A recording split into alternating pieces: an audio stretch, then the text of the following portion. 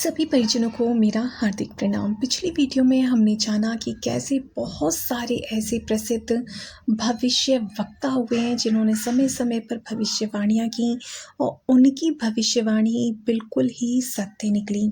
तो आखिर क्या ऐसी पृष्ठभूमि है इसकी, आखिर होता क्या है, कैसे होती हैं भविष्यवाणियाँ? तो चलिए जानते हैं थोड़ा आगे। मानवीय चेतना का मोटा उपयोग वस्तुओं की उपभोग और प्राणियों के साथ व्यवहार कौशल के रूप में ही प्रतीत होता है।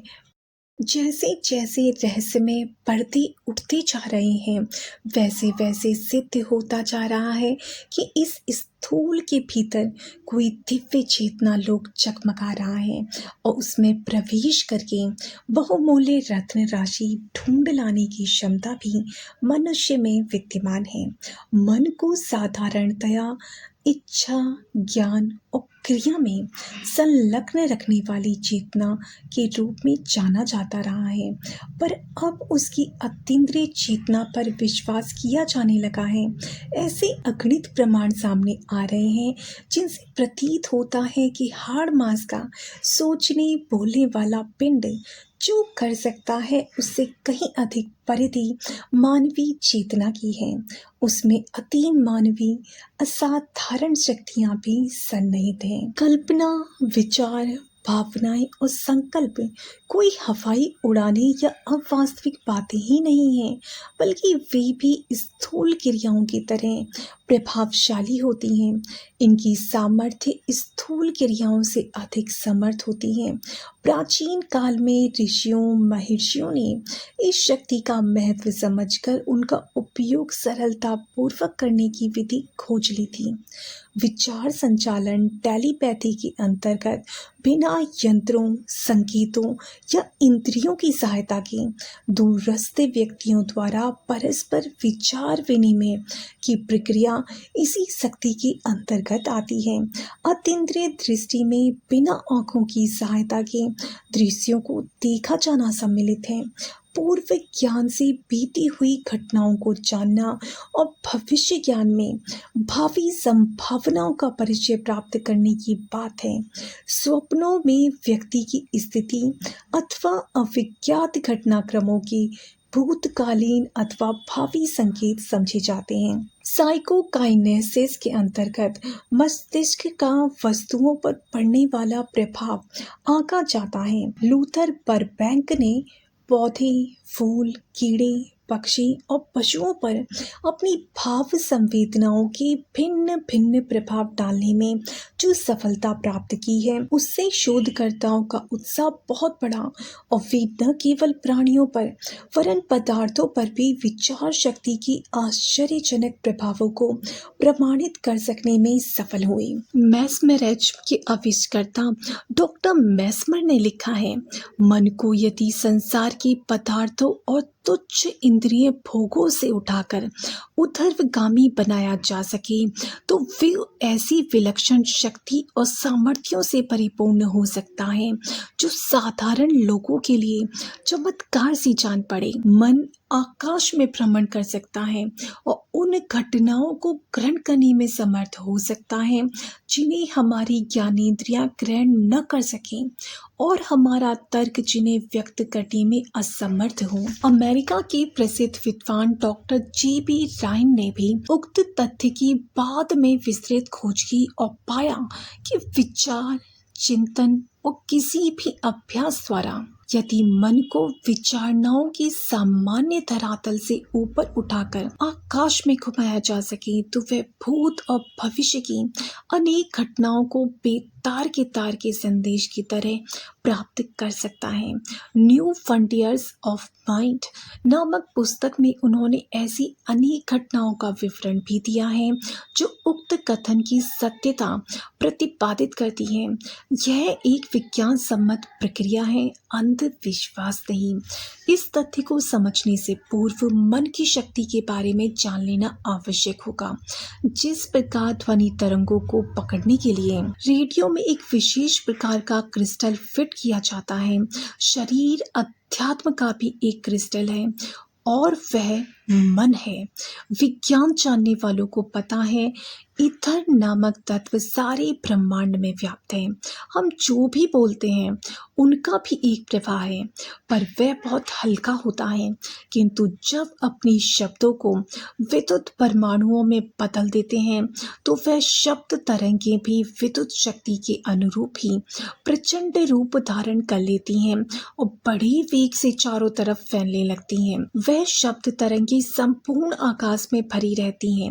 रेडियो उन लहरों को पकड़ता है और विद्युत परमाणुओं को रोककर केवल शब्द तरंगों को लाउड स्पीकर तक जाने देता है, जिससे दूर बैठे व्यक्ति की ध्वनि वहां सुनाई देने लगती है।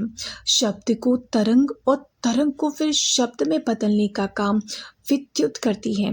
उसी प्रकार आध्यात्मिक चिकित्सा और विचार प्रेषण मतलब टेलीपैथी का कार्य मन करता है। यो मन शरीर से एक पृथक सत्ता की भांति दिखाई देता है, पर वैज्ञानिक जानते हैं कि शरीर के प्रत्येक कोश में एक पृथक मन होता है। कोशों के मनों का समुदाय ही अवयव स्थित मन का निर्माण करता है। प्रत्येक अवयव का क्रिया क्षेत्र अलग अलग है, पर वह सब मन अवयव के अधीन है।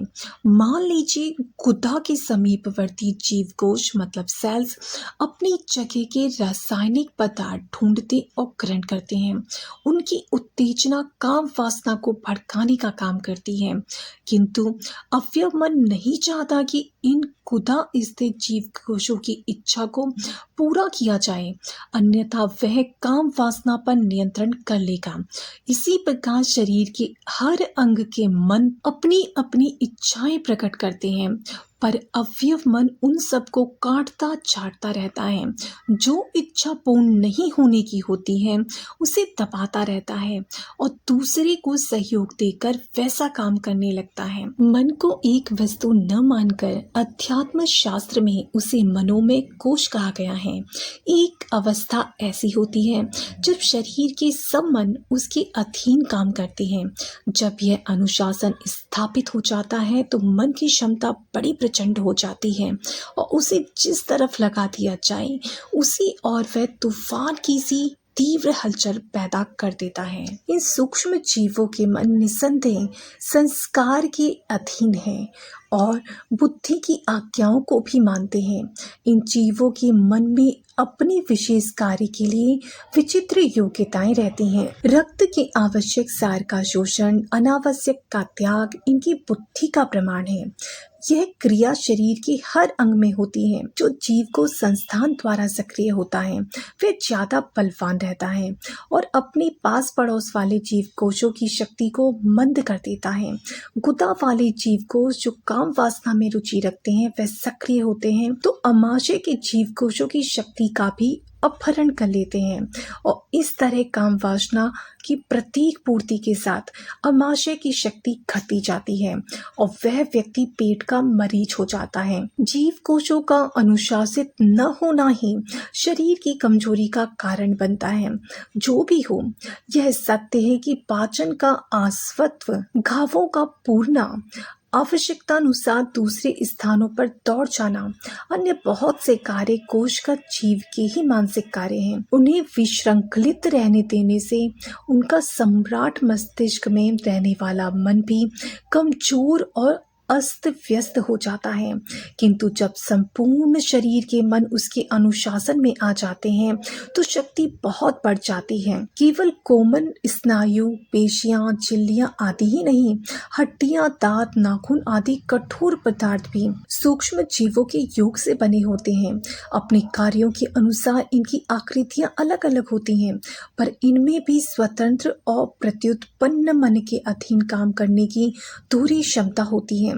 अर्थात सब जीव को स्थानीय कार्य भी करते रहते हैं और संगठित कार्य भी। तो आज के लिए इतना ही। आज हमने जाना कि हमारे शरीर के जो विभिन्न अंग हैं उन सभी अंगों का अपना अपना एक अलग अलग मन होता है और ये अलग अलग मन जो होते हैं ये अपना अपना एक निश्चित कार्य करते हैं और साथ ही साथ जो हमारा मुख्य मन होता है उसको भी सपोर्ट करते हैं। और जब हमारे ये सारे ही जो अंगों के मन हैं ये जब हमारे कंट्रोल में आ जाते हैं तो फिर हमारा जो मुख्य मन है, इसकी जो शक्ति है, ये बहुत ज़्यादा बढ़ जाती है और तब प्रकट होती है अतीन्द्रिय क्षमताएँ। तो आज था ये इसका दूसरा भाग, ये अतीन्द्रिय क्षमताओं की पृष्ठभूमि, और आगे हम इसके आगे के भाग पढ़ेंगे। तो आज के लिए इतना ही। सभी को प्रणाम। जय गुरुदेव, जय श्री राम।